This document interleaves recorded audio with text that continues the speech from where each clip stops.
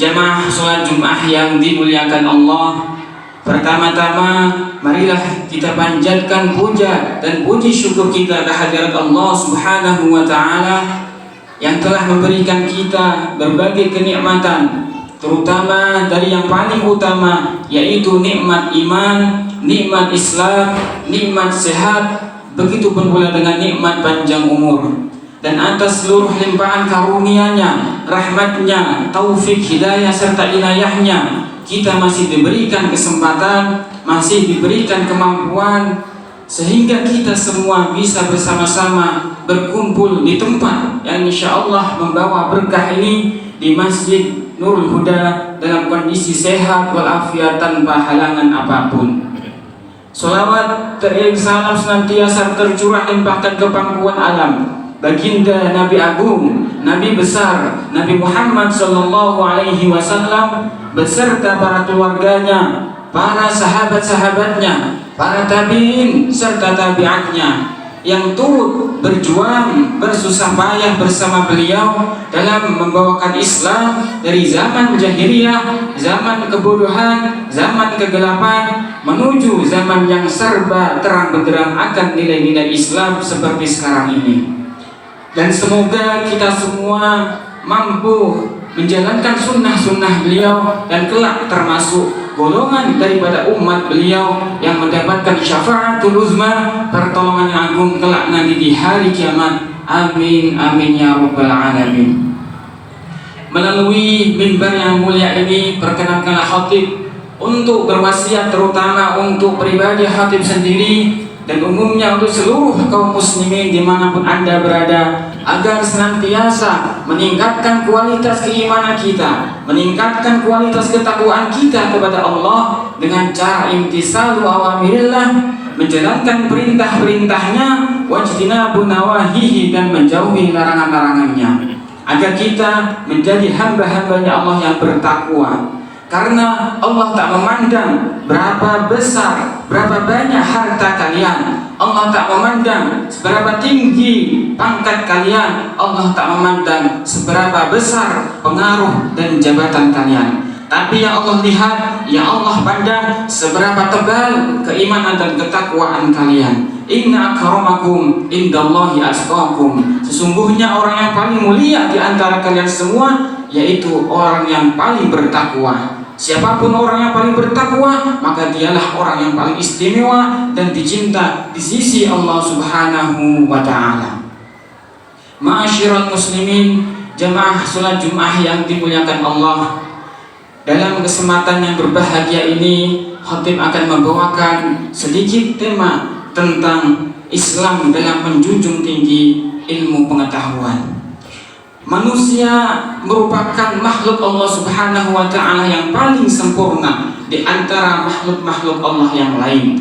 Dalam Al-Quran Allah berfirman, laqad khalaqnal insana fi ahsani taqwim. Sungguh telah aku ciptakan manusia ini dengan sebaik-baik bentuk.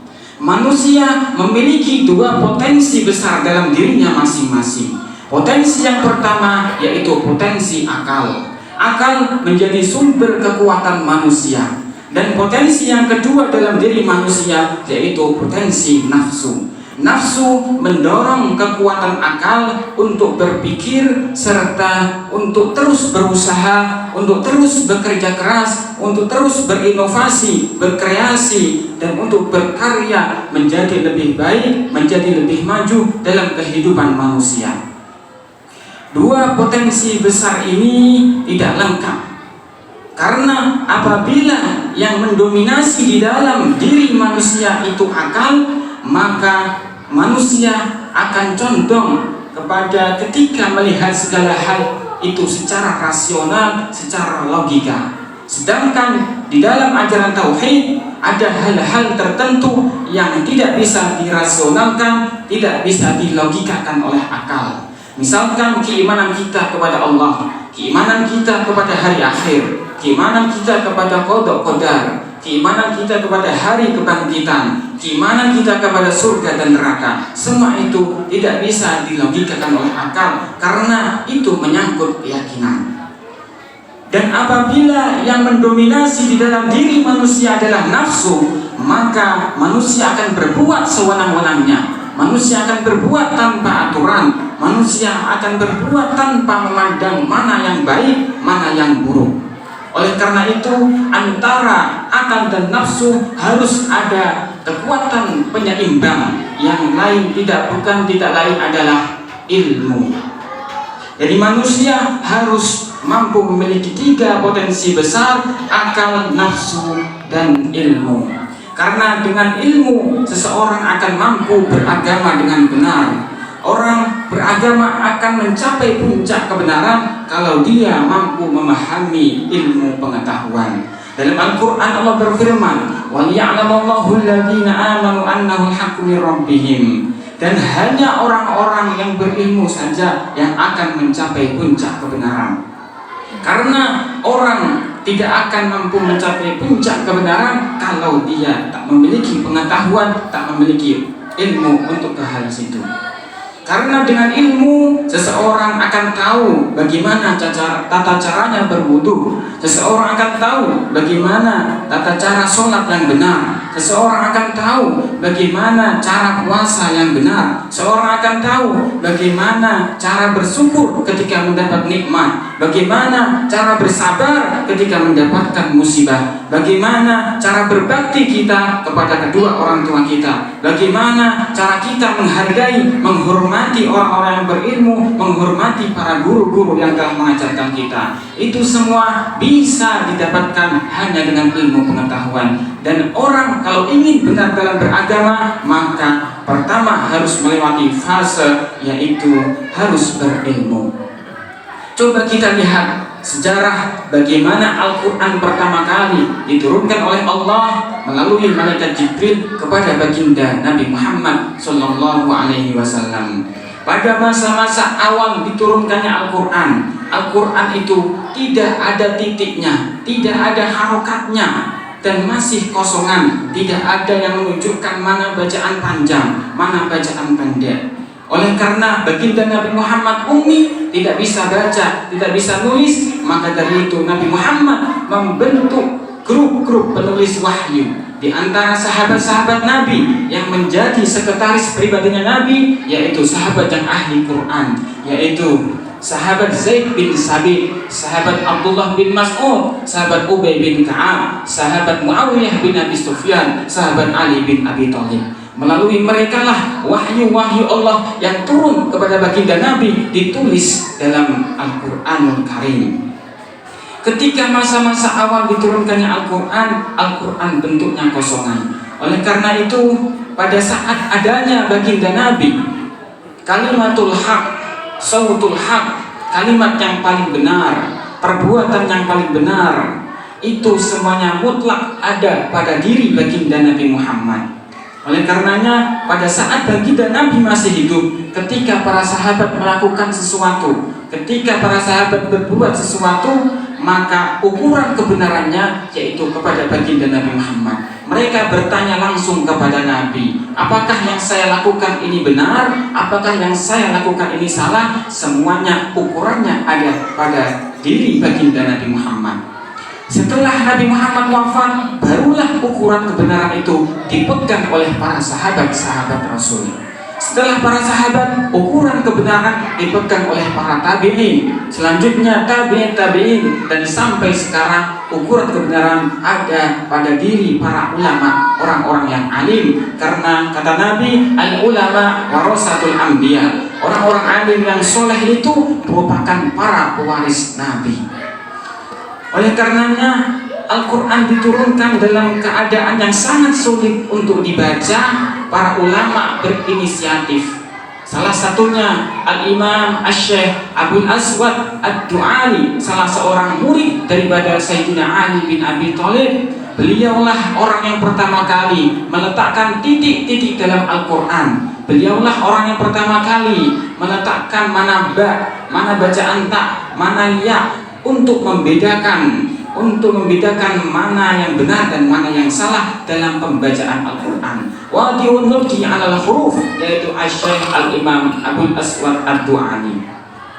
Udah ada titiknya, tapi banyak para sahabat, para tabi'in, para umat Islam yang belum bisa baca Al-Quran.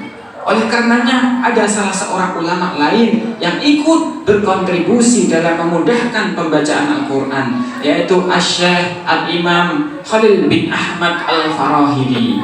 Beliaulah yang menemukan ilmu arab, beliaulah yang meletakkan harokat, yang meletakkan syakl dalam Al-Quran. Mana yang dibaca fathah, mana yang dibaca kasroh, mana yang dibaca dhammah, dan mana yang dibaca sukun. Fathah berarti dari kata fatahah, artinya mulut terbuka. Kasroh artinya mulut pecah. Dhammah artinya dibaca dengan manyun. Sukun artinya dibaca mati atau berhenti. Itu semua berkat jasa daripada Asy-Syaikh Al-Imam Khalil bin Ahmad Al-Farahidi dalam menjadikan Al-Quran agar mudah untuk dibaca umat Islam di akhir zaman nanti. Udah ada titiknya, sudah ada harokatnya, tapi masih juga banyak umat Islam yang masih sulit dalam membaca Al-Quran. Oleh karenanya salah seorang ulama lain juga ikut berkontribusi lagi dalam mengadakan Al-Quran supaya mudah dibaca, yaitu Asy-Syaikh Al-Imam Abu Ubaid Qasim bin Salam. Beliau menemukan salah satu metode ilmu bagaimana cara membaca Al-Quran dengan benar, bagaimana cara membaca Al-Quran sesuai yang diajarkan oleh para sahabat, yang diajarkan oleh Rasulullah Muhammad SAW. Imam Abu Ubaid Qasim bin Salam menemukan metode namanya ilmu tajwid. Dengan ilmu tajwid, seseorang akan tahu mana izhar, mana yang dibaca berdengung, mana yang dibaca qalqalah, mana ikhfa, mana idgham, mana idgham bila gunnah, mana idgham bi gunnah, dan lain sebagainya. Dan hingga dalam perkembangannya sampai sekarang, Al-Quran telah tersebar ke seluruh dunia dengan lengkap. Titiknya ada, harokatnya ada, nahwu sarofnya ada, dan mudah dibaca oleh seluruh umat Islam di dunia. Ini semua karena berkah ilmunya para ulama-ulama salafun saleh. Ma'asyiral muslimin, jamaah salat Jumat yang dimuliakan Allah. Tidak cukup sampai di situ. Para ulama memikirkan nasib umat Islam di akhir zaman nanti kalau ilmu tidak dibukukan. Mereka khawatir ketika umat Islam tak mengetahui sifat-sifat wajib bagi Allah, sifat muhal bagi Allah. Oleh karenanya Al-Imam Wasil bin Atha menemukan metode ilmu namanya ilmu tauhid, ilmu untuk mengetahui sifat-sifat Allah, sifat-sifat muhal Allah, dan sifat para rasul. Dan sampai sekarang ilmu tauhid dipelajari di seluruh sekolah-sekolah, seluruh madrasah, dan seluruh pesantren di dunia karena berkahnya ilmu yang ada pada diri ulama bernama Wasil bin Atha. Ma'asyiral muslimin, jamaah salat Jumat yang dimuliakan Allah. Oleh karenanya baginda Nabi Muhammad SAW meletakkan posisi orang alim di atas orang abid ahli ibadah. Baginda Nabi bersabda, "Fadlul alim 'alal 'abid kafadlil qamar lailatul badri 'ala sa'iril kawakib." Keutamaan orang alim, orang yang soleh, yang berilmu, berakhlak baik, itu kemuliaannya itu lebih tinggi daripada orang-orang ahli ibadah. Seperti halnya bulan di malam purnama yang keindahan cahayanya, yang kecantikannya melebihi sinar-sinar daripada cahaya matahari. Kafadil qamar lailatul badri ala sa'iril kawakib. Tidak hanya sampai di situ, baginda Nabi menjanjikan bagi siapa saja yang turut senantiasa menuntut ilmu, berjuang terus-menerus mencari ilmu dari mulai ayunan sampai nanti kita wafat. Baginda Nabi menjanjikan, "Wa man kharaja min baitihi fi talabi babin minal ilm hafathul malaikah bi ajnihatiha." Barang siapa yang keluar dari rumahnya hanya untuk menuntut, hanya untuk belajar satu bab saja dari ilmu. Kita belajar satu bab saja, kita belajar fikih, belajar hadis, belajar tafsir di majelis taklim, satu bab saja, hafathul malaikah bi ajnihatiha, maka para malaikat-malaikat akan mengepakkan sayap-sayapnya sebagai bentuk ridho terhadap mereka para penuntut ilmu. Tidak hanya sampai di situ, wasallat alaihim tuyur, burung-burung yang ada di udara, burung-burung yang ada di langit semuanya ikut mendoakan para penuntut ilmu, semuanya ikut memintakan ampun bagi mereka yang senantiasa belajar menuntut ilmu.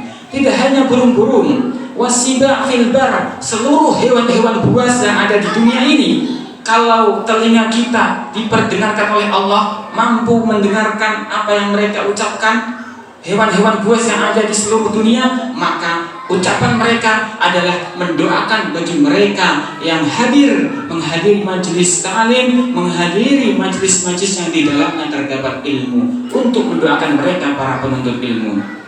Tidak hanya burung, tidak hanya hewan-hewan buas, wal hitan fil bahr, bahkan sampai ikan-ikan yang ada di dasar lautan pun semuanya memintakan rahmat, memintakan ampun untuk mereka yang senantiasa semangat dalam mencari ilmu. Karena inilah Rasulullah sangat menjunjung tinggi ilmu pengetahuan. Dengan ilmu pengetahuan, umat Islam akan menjadi maju, umat Islam akan menjadi terhormat, mengalahkan mereka orang-orang kafir, mengalahkan mereka orang-orang barat yang tidak beriman kepada Allah Subhanahu wa ta'ala. Sampai diceritakan suatu ketika baginda Nabi Sulaiman alaihissalam ditawari oleh Allah. Khayyira Sulaiman alaihissalam bainal mulk wal ilm wal mal. Nabi Sulaiman ditawari Allah untuk memilih antara 3 perkara. Yang pertama, memilih apakah dia memilih harta kekuasaan, yang kedua memilih jabatan kerajaan, dan yang ketiga memilih ilmu. Ternyata apa pilihan baginda Nabi Sulaiman? Fahtara Sulaiman al-ilma. Nabi Sulaiman lebih memilih ilmu daripada harta benda. Nabi Sulaiman lebih memilih ilmu daripada jabatan dan pangkat yang tinggi serta kerajaan. Oleh karena pilihan Nabi Sulaiman yang benar, karena memilih ilmu, maka fa'utiyal mulku wal mal, Allah berikan seluruh isi alam raya ini untuk baginda Nabi Sulaiman. Allah tundukkan seluruh manusia di alam raya ini untuk baginda Nabi Sulaiman, karena semuanya berkah ilmu yang dipilih oleh baginda Nabi Sulaiman.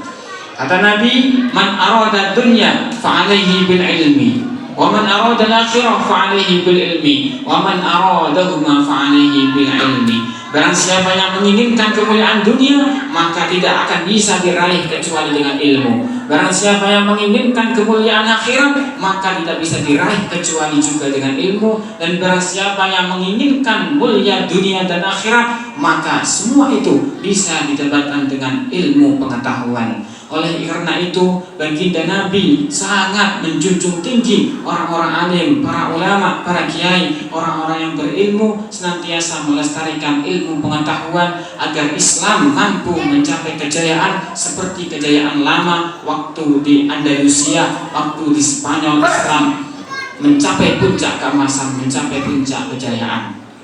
Ma'asyiral muslimin, jamaah salat Jumat yang dimuliakan Allah. Oleh karena itu, marilah kita tingkatkan gairah semangat kita dalam menuntut ilmu. Kita ramaikan kembali majlis-majlis ilmu. Kita ramaikan kembali majlis-majlis sholawat, majlis-majlis yang di dalamnya disebutkan baginda Nabi Muhammad, majlis yang di dalamnya dibahas hukum-hukum Islam, dibahas hukum-hukum fikih, dibahaskan tafsir-tafsir Al-Quran, agar kita diangkat derajatnya oleh Allah Subhanahu wa ta'ala. Dan mari kita bimbing, kita didik anak-anak kita untuk senantiasa menyukai ilmu pengetahuan, untuk senantiasa mencintai para ulama. Kita bimbing anak-anak didik kita, kita cegah mereka dari hal-hal yang merusak masa depan mereka. Karena di akhir zaman ini banyak anak-anak kita yang lebih menyukai gadgetnya, yang lebih menyukai main gamenya daripada belajar, daripada mengaji, daripada menuntut ilmu. Oleh karenanya, mari kita berdoa bersama-sama, semoga Allah Subhanahu wa ta'ala kumpulkan kita semua dengan para nabi, dengan para ulama nanti bersama-sama di surganya Allah. Dan Allah senantiasa cintai kita semua karena berkahnya para ulama, karena berkahnya ilmu yang Allah turunkan di muka bumi ini. Barakallahu li wa lakum fil Qur'anil azim, wa nafa'ani wa iyyakum bima fihi minal ayati wa dzikril hakim, wa taqabbala minni wa minkum tilawatahu innahu huwal ghafurur rahim.